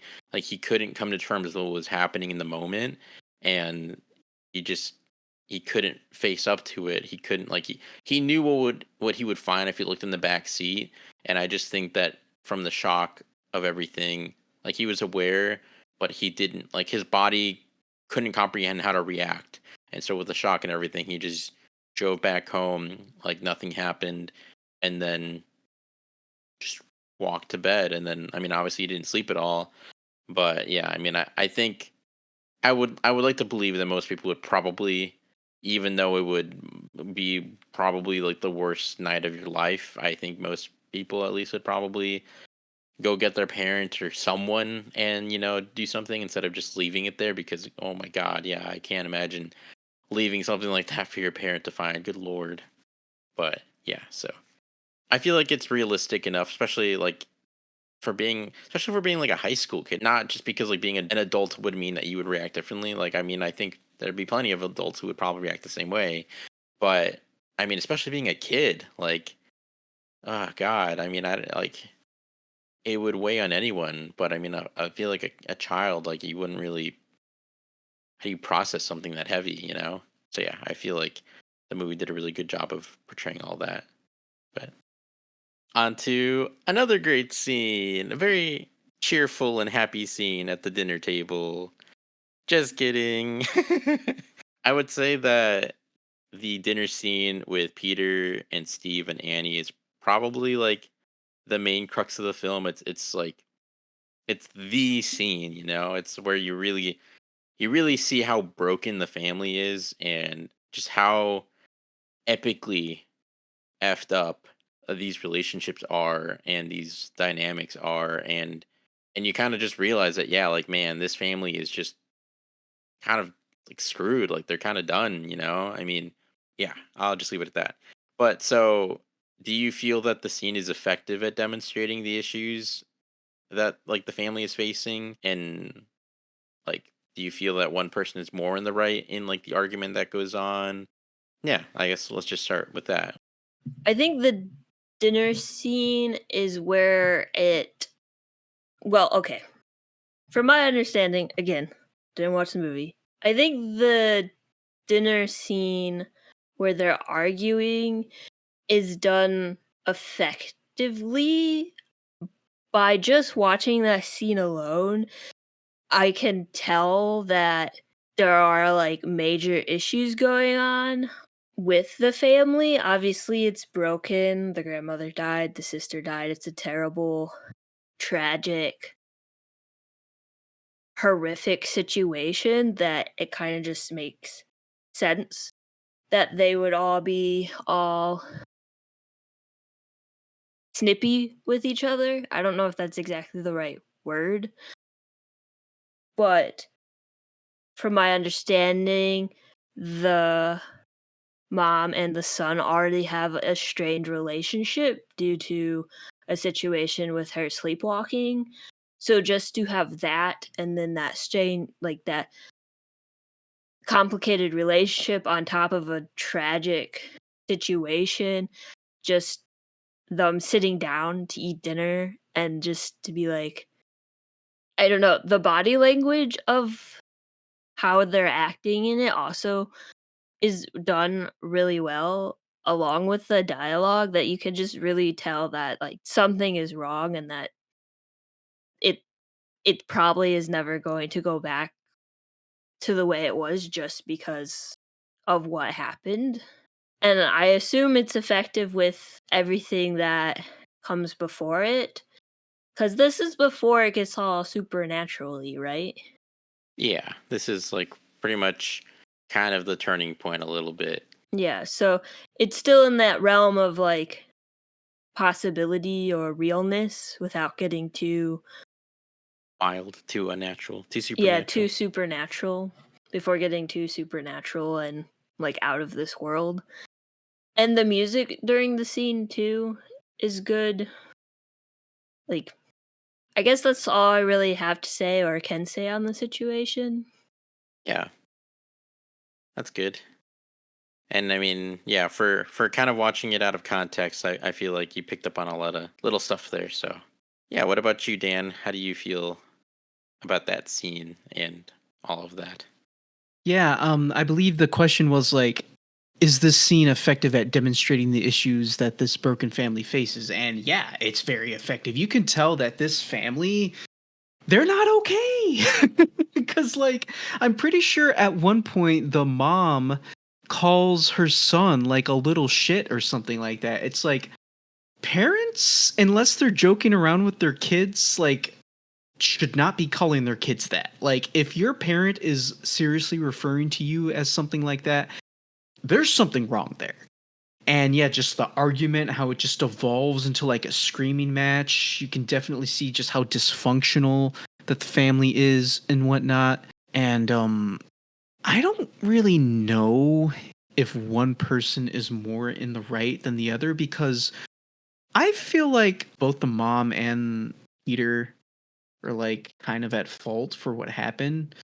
I mean, first of all, I don't know. Maybe I'll retract that statement, because I mean they both were kind of in the wrong, but I feel like Peter really didn't help his own case, because first of all, he gave a terrible lie to his mother by saying, "Oh, I just want to go to like some family school barbecue." So that's why his mother was like kind of making him take his sister, was because she thought that he was going to like a school like get together. If he just would have been like, I want to go hang out with some friends, like maybe it was because it was late at night, but then again, why would there be a school barbecue like late at night? So if he just would have been like, I want to go hang out with some friends, can I take the car? Maybe his mother would have been a little more lenient on him and not made him take his sister. Like maybe she would have been a little more lenient. But then again, I don't know. Maybe she would have forced him to take his sister anyway. And like if he just would have been like, I want to go hang out with my friends. I don't really want to have to babysit my sister. Maybe that, maybe things could have turned out differently. But then again, if the mother still would have made him take his sister, then it's like, okay, well then I guess there's just no avoiding that. But then like, he was going to like a high school party. He's taking his little sister with him. You got to pay attention to her, like I realized that maybe he might not have noticed that there was nuts going in the cake and whatnot. So like, I guess, there's nothing you can do, because if you don't notice it, you don't notice it. How can you catch something that you don't notice, But still, like, if I was taking my little sister to a high school party, but then again, if I'm a rebellious teen, I might be like, oh, I don't want to keep an eye on my sister, So I don't know. I think both of them are kind of at fault for what happened. The mother for like, but then again, and Udi, you had even mentioned this. That was a terrible lie to begin with. Like a school barbecue, like that. Yeah, that was just a terrible lie. Yeah, I agree. I mean, of all possible lies, why that? Why a school barbecue? And like you said, Dan, why would there be a school barbecue at night on like, I don't mean, we don't know what day it was, but even if it was like a Friday night, I mean, unless Utah, because I guess that's where the movie takes place.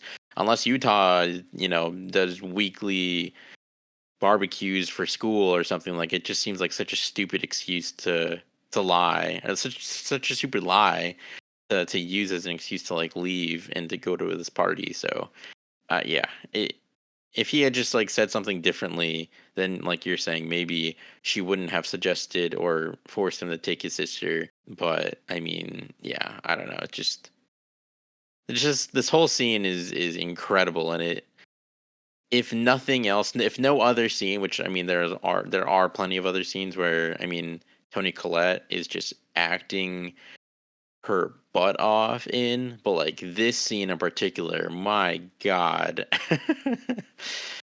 Whew. The explosion that happens as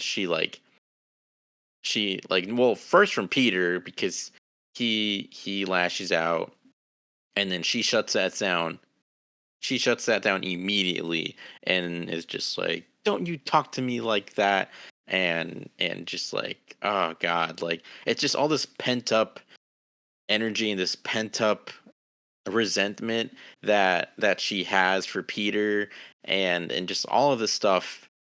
It's all like finally coming out, and it's coming out in this like really ugly way, and like it's unfortunate because it's like she brings up during this whole scene, like Charlie died, and it's, if anything, like that's such a horrific thing to have lived through, but if at least like it could have brought the whole family together, and like they could have, talked about it, and they could have like processed, their feelings, and just like grown to be a stronger family, or just something like something positive could have come from that. But no, it's like it just, if any, like it kind of just made everything worse, Peter couldn't live up to what he did, and he couldn't face it, and he couldn't just tell his parents. He apparently didn't even say sorry, which I can't even like I I can't even imagine like doing what he did, which again, it's not like he did it on purpose, but like it still happened.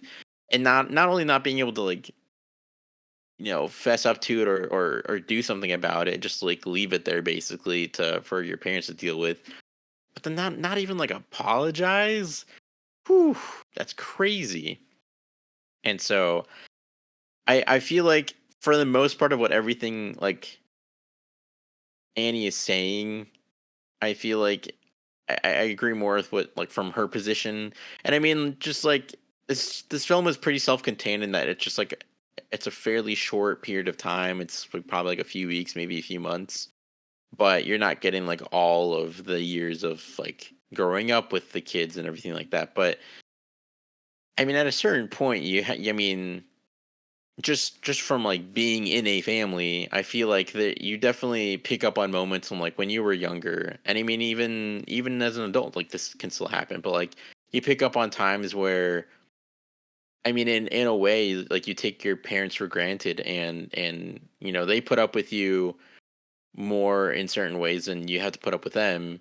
But like they deal with it because it's like you're their kid. You know, you came from them, so at the end of the day, in a certain way, I mean, assuming you're a good parent, or like at least you try to be a good parent, like any failure to some degree, and obviously depending on the failure, is kind of your fault because you're the one that brought up the kid.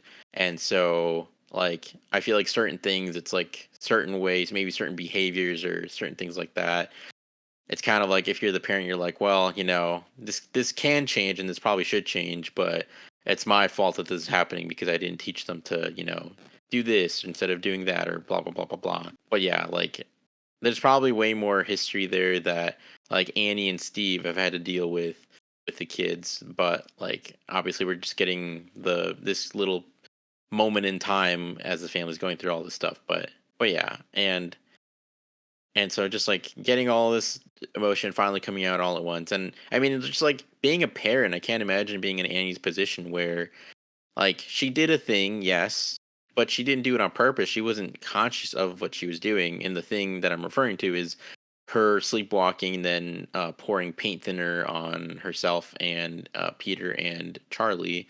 Like, if she had done that on purpose, like, okay, yeah, I could totally understand, you know, your relationship being screwed up forever. But obviously, from Peter's perspective, like, kind of hard to believe that that would be like something that a sleepwalking person would do. But obviously, in the context of the movie, whether you believe it's just the supernatural stuff or you believe it's that like they are all just dealing with the mental issues, either way, it makes sense. Like, it's possible that she was having an episode and then so she was sleepwalking and she did it, or she was having a mental breakdown. She didn't realize she wasn't like present in the moment while her body was doing this. Or again, simply just that there is just this evil demon entity that is making her do this stuff, and then she was able to stop it or whatever. You know, like there's just all this stuff going on, and so like you can't blame Peter for feeling the way he feels about his mom, but also at the same time it's like, man, to have all this time pass, like to have had him grow up to become almost an adult, because he was like obviously still in high school, but like to get to a point where he's almost on his own, you know, he's almost going to college or whatever, and they still haven't been able to get past that one night. I mean, I don't know how old they were when that happened, but like still, like you can understand a bit from his perspective, but also like I can't imagine how much that weighed on Annie as like the mother to have this kid that you love and you cared for, that you birthed, like keep you at a distance because they don't trust you, because even though you didn't mean to do this thing to them, they fully believe that you did. And like just it's just so much going on in the scene.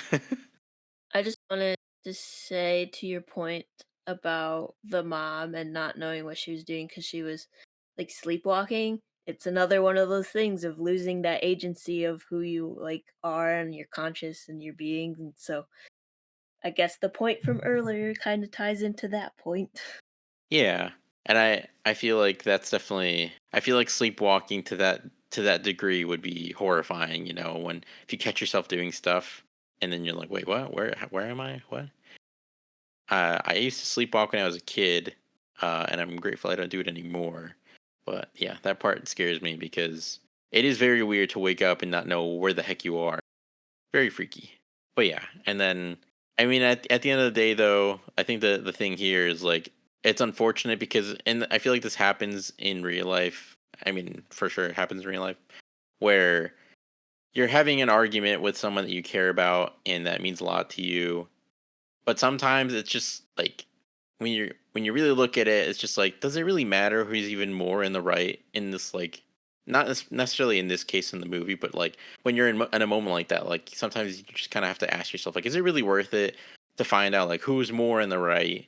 Like if you're both kind of wrong and whatever, or if it's just causing more damage to like be having this fight that probably won't result in anything that's good, or like again like a very clearly, like there's not one very clear, I guess, victor or person who's more right in the thing, and it's kind of whatever. Like, does it really matter who's more right, or is it just is this argument that you're having causing more damage? And so I think that in this moment in the film, it is good that Annie's getting all of this out there. Probably should have happened way before and not in an explosion like this.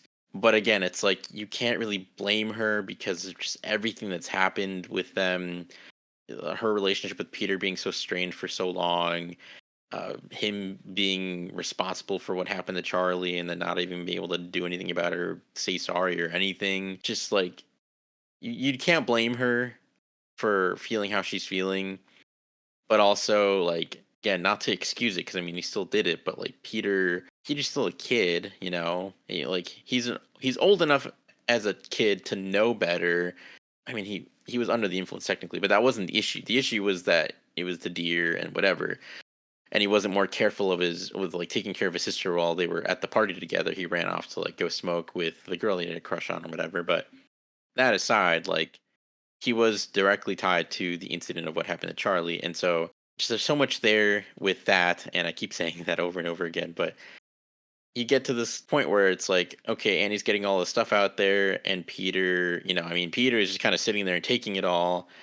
But then he has to go and say that one stupid little thing at the end, which is like he's not wrong. But again, like Dan brought up, like the only reason that he's not wrong is because he's an idiot and he used the stupidest excuse ever to like sneak out to a party, which like then convinces mom that like, oh, well, like he should take his sister. Uh, like he brings up the point of like, oh, well, who made my sister go with me? You know, I didn't want her there. She didn't want to be there. Who made her go? And just like it's that thing of like someone always has to have the last word. And even though it's like the immature thing to do, like the mature thing in that moment to have done, for like for Peter to have done, instead of, you know, finding the last dagger, would be to, you know, be like, you know what, you're right, you know, I'm sorry, I really am sorry, I didn't mean to do that thing. And like, you know, it doesn't mean you have to forgive me. And you know, uh, I don't like that's a thing that who knows if it even would be forgivable. Maybe in time, but you know, in that moment, probably not. But like, at least just like admit to it and just like realize where your faults are, and you know, just lay it all out there, and you know, just really hold yourself accountable for the things that you've done, and you know, not be petty and not just like try to get the last word in to seem like you won the fight or whatever. And so that's just one of those arguments where it's a really nasty fight where like there really is no victor. But that's also part of why that scene is just so incredible. Incredible, but also like horrifying because I mean, obviously probably not in the same way, like in the same delivery or things like that, you know, hopefully not. But I mean, family is a crazy thing. Family, especially like when you're younger, like if you have siblings, like you'll get into fights with your siblings, and then sometimes you'll say things you regret, and then or people get mad, people get angry, whatever. And more so than like with the friends or other people that you don't know, like you know each other, you grew up with each other, you're like your blood or whatever. So there's just more like intensity there with family than like with other people. And so it's just one of those things of things can be the brightest that they are, but also the darkest that they can be when it comes to family. And so I think this is a perfect representation of how dark something can get with family because yeah, this is very much a very nasty and ugly scene. But again, this is where I feel like the horror genre really shines because I mean, you don't get scenes like this in regular movies. Not that these should be commonplace, but like it's an environment where something like this that can happen in real life is explored in an interesting way and ties in thematically with everything else going on in the film and everything like that. So, yeah, that was a very long-winded way to put all of that, but and so that all being said, I just thought this would be interesting to pose in an alternate reality where Peter, you know, like after the incident happened with Charlie, he had gotten home and he just like went right up to his parents' room and you know fessed up to everything that happened and you know like just did more like maybe even before he got home he like went to the police station or something and then you know did that like just did something. Do you think that in that alternate reality, do you think the family would have been able to heal? Like, even if there had been a somewhat similar explosion, but it, like presuming that he had, you know, done all that and he had apologized right away to his parents, do you think that could have potentially set off a different path where, you know, they did become stronger as like a family unit and they did kind of develop their relationships. I think that there's a good possibility that things could have turned out different because, like, if Peter would have gone to his parents and, been like, I'm sorry, and, like, they see how sad and upset he is with what he did, I think there would have been some understanding there because, like, unless you're just somebody who's completely soulless and doesn't have empathy, if you can see that somebody is like truly does feel bad for what they did, if you can truly see that in someone, I think that you're more willing to give them another chance and like accept their apologies and whatnot. So I feel like that if he would have just been honest with his parents, they could have seen how bad he felt, how sorry he was for what happened, and then they could have all just realized, hey, it was an accident, And I mean, because that, in essence, that's what it was. It was an accident. It's not like Peter meant to get his sister decapitated, So I think that's possible. I think that's entirely possible. Yeah, I mean, that's a good way to put it. I feel like it would be interesting to see an alternate reality, like an alternate cut of this whole movie, where just that one change happened and see how the movie changes. Because I feel like after this scene, the family is like completely broken, and then that's what like really helps them become susceptible to the cult and all the king payment stuff and all of that. And if they had been able to unite and become a stronger family unit, I think maybe possibly they would have had a better chance at not having all that happen. Which again, I mean, in the context of the film, maybe not. The cult definitely seemed to be prepared for just about anything to make sure they achieve their goal. But yeah, it's definitely something interesting that I hadn't really thought about until this last time, because that is really, I feel like, the pivotal point where things just really come crashing down, and you really just realize, like for me especially, it's when Annie is like literally saying like, that we could do something with this, and like aims kind of like broadly at the table like with her hands. And the family dinner table is like a nice symbol for family, because it's like where everyone unites and you're all together, and that's like where you spend time together, whatever. But just like her hand motioning of like, just do something with this. And I feel like when she says that, you can really tell that, yeah, there's just nothing there. It's You have all these individual relationships. Like you have Peter's relationship with his dad, which is, despite everything, still pretty good. And then you have Annie and Peter's relationship, which is just like just torn to smithereens. And then you have Steve and Annie's relationship, which is, at the beginning of the film, seemingly pretty good, and then just gets more and more strained to the point where they're basically like strangers to each other. And so, yeah, it's just probably one of the best scenes in the film for sure. But speaking of best moments in the film, do you guys have any favorite moments in particular, whether it be favorite sequences or shots or moments or anything like that? I would say without a doubt my favorite moment is the beginning of the movie because there's this really cool transition where like it starts off as like kind of like a model home, like a toy house, like a almost like a dollhouse. Like it looks like it's a dollhouse.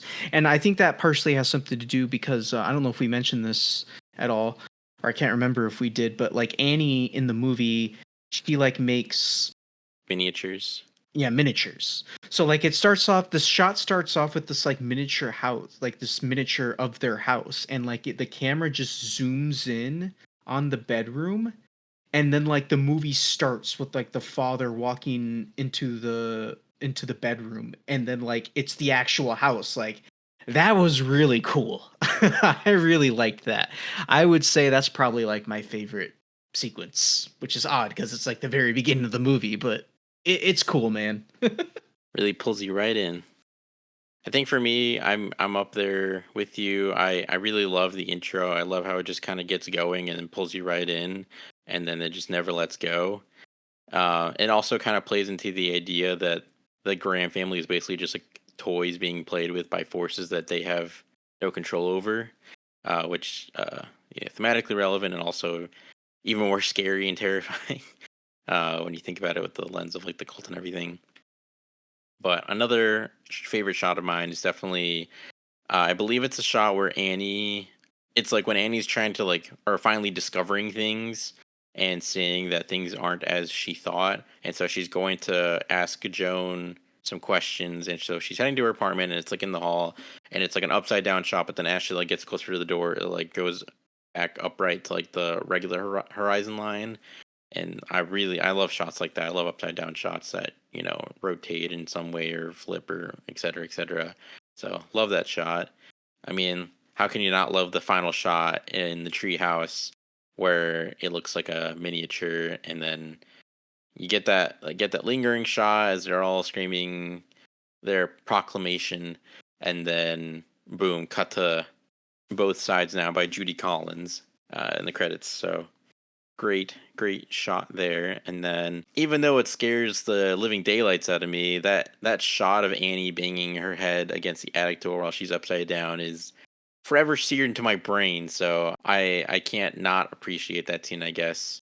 Because also I didn't know that they shot it practically, but then the other day when Dan and I were watching this, we watched some of the behind the scenes things, and yeah, she was just being held upside down. And I was like, huh, I would have never expected that. I would have figured that they like did the like upside down camera trick or something. And I was like, that's kind of cool. But it makes it even more scary because she actually did it. Although I wouldn't be surprised if like sped up the footage or something, or did like a time lapse, or I don't know, something. Because there's definitely more going on there to that effect. Because she's banging her head really fast. Ugh, God. Yeah, she's banging her head faster than any like human ever possibly could.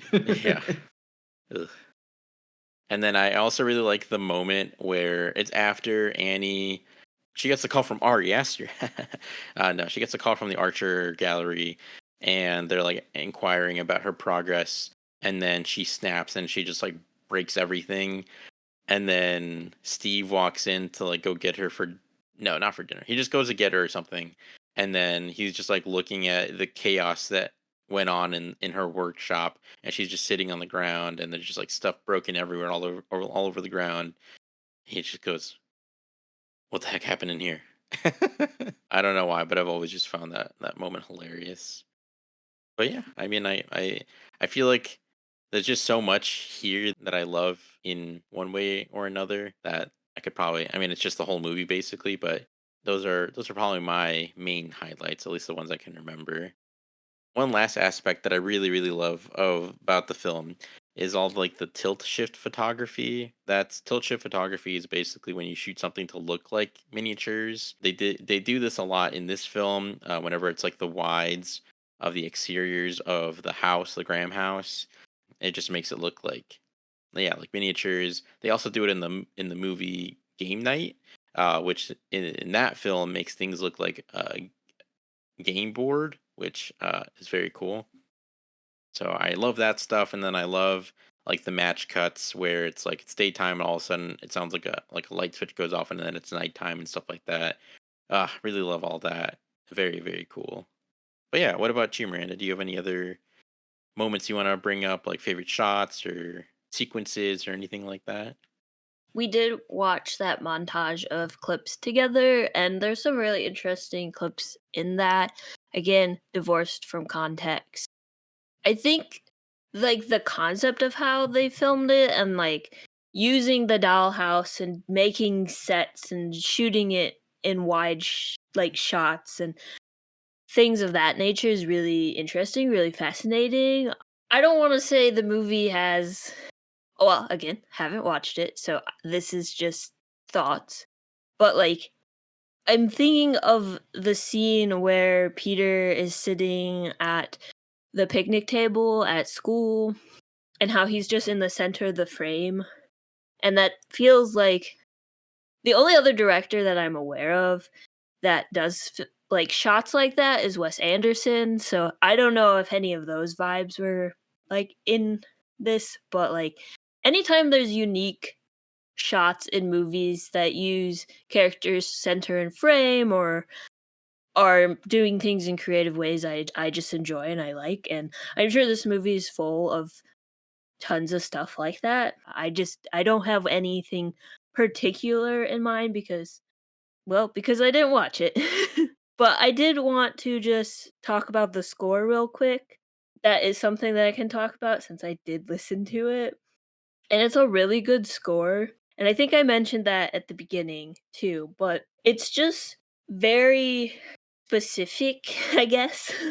There's like long dronings of like deep tones that are just so powerful, I guess. They're filled with this sense of unease. And I think they're using oboes and bassoons and like all of that together, just creating this like really anxiety inducing like piece of music.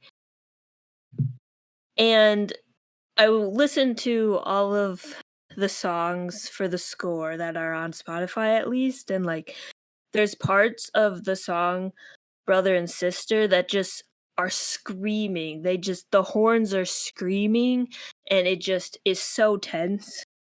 And like in the song titled The Attic, the strings are feeling like sawing, cutting, and like that fits with that situation that happens there. It doesn't sound like an actual like saw or like cutting a piece of wood, but like it's just this like visceral strong like hit on like the strings to make it like screech that is just really intense.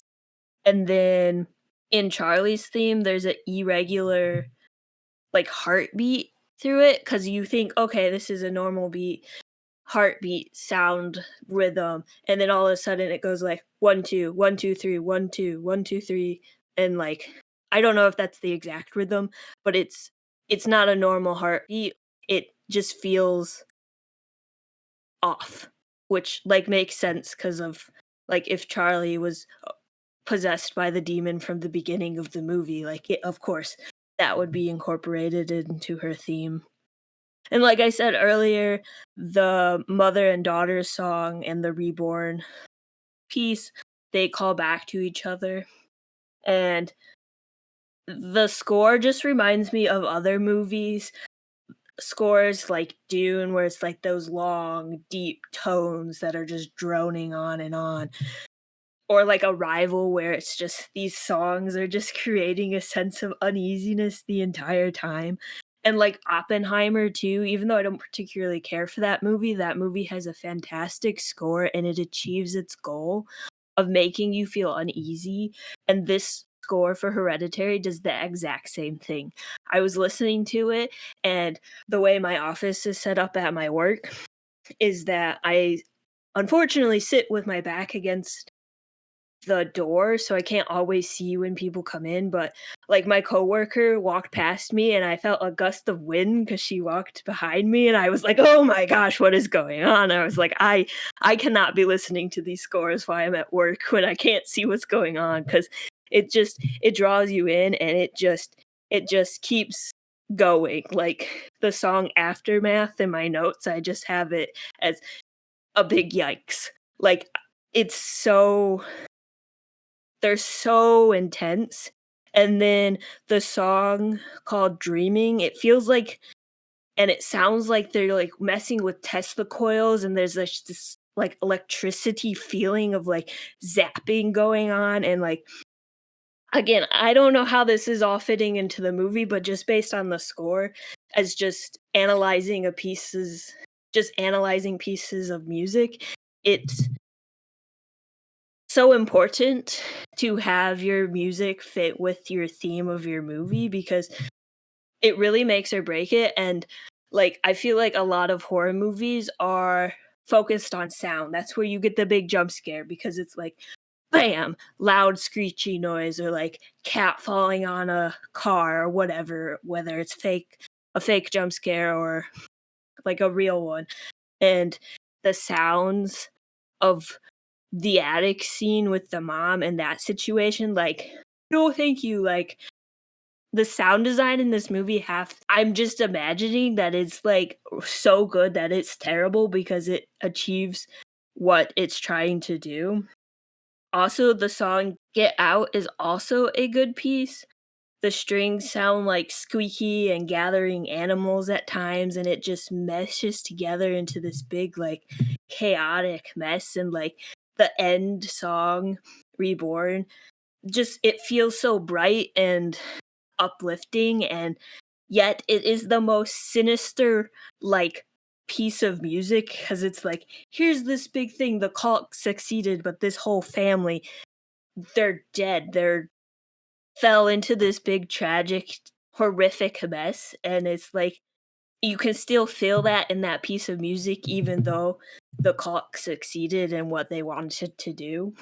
It's just really amazing how music can translate those feelings, and I did know about a lot of this stuff before listening to the score, so that did influence some of my reading on this music, but just as, I guess, a step removed from it, it's just really good. Like, music is so important to movies, and I'm sure everything in this movie comes together in one, like, beautifully horrific piece of media, and that's amazing. When I was doing my research too, I learned that a lot of people went and saw this movie, and then they sat in silence through the whole, like, credits, and they sat in silence on the drive home just because it was that intense and that impactful. And one thing that I've recently, like, been thinking about is if a movie can make you sit there in silence for all of the credits where you're just sitting there absorbing everything, it is a well-made movie and it achieved its goal. Now, that's not how it works for everyone, but, like, for example, I saw Everything Everywhere All at Once. I saw it by myself on recommendation by Udi. Great film. Definitely go watch it. But I sat there in the theater in silence the whole time. I went to my car, sat for another 5 minutes. I was like, I need to do something. So I went and got a milkshake and then sat in the parking lot for another 5 minutes in utter silence just because it was that impactful of a movie. And just amazing how they did that. That for people to watch this movie and have that experience is such a cool thing. Another movie that I just watched recently that a lot of people have had that experience is I saw The TV Glow. I didn't really have that, like, experience of sitting down and being silent for all through the credits, but I know a lot of people did because it hit certain points of their lives that are really, like, key moments to them, and that is amazing that film can achieve that and make you just sit there with the story and yourself and just look at how everything is intersecting and just, like, it's such a cool thing, and, like, I'm striving for something to get me to that feeling again, but, like, if a film can do that, then that means they did a good job and they achieved their goal, hopefully, and, yeah, based off of everything I learned in this conversation, it seems like this movie definitely achieved the goal it was setting out to achieve, which is really cool, and I love when movies can be extremely impactful and say something or do something unique.